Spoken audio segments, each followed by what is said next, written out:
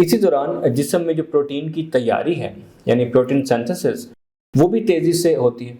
مثال کے طور پر دماغ میں یادداشتوں کی تعمیر اور مضبوطی کے لیے پروٹین کی تیاری نیند کے اسی پہلے سائیکل میں ہوتی ہے، لہٰذا آپ کو اس مرحلے کو ضائع نہیں کرنا چاہیے، خاص طور پر اگر آپ نے کوئی اہم چیز سیکھی ہو جسے دماغ میں محفوظ کرنے کے لیے جو مزید آپ کے سائنیپٹک اسپیس کی ضرورت ہو۔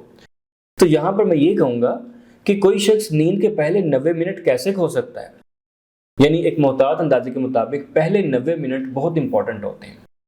تو اس کا سمپل سا جواب ہے نیند پوری نہ لے کر۔ فرض کیجئے میں عام طور پر رات 10 بجے سوتا ہوں، مثال لے لیتے ہیں، تو 10 بجے سے 11:30 بجے تک نیند کا پہلا مرحلہ ہوگا اور اسی دوران گروتھ ہارمون کی بڑی مقدار خارج ہوگی۔ اگر میں 11:30 یا 12 بجے سونا شروع کر دوں، یعنی میری عادت یعنی 10 بجے تھی اور اب میں 11:30 یا 12 بجے سونا شروع کر دوں، تو کیا میں اس پہلے مرحلے سے محروم ہو جاؤں گا؟ جی ہاں۔ ایسا کیوں نہیں کہ میں دیر سے سوؤں اور پہلا مرحلہ بھی صرف دیر سے شروع ہو جائے؟ اس کا جواب سمپل یہ ہے کہ ہمارے جسم میں ایک انتہائی خوبصورت بایولوجیکل کلاک موجود ہے۔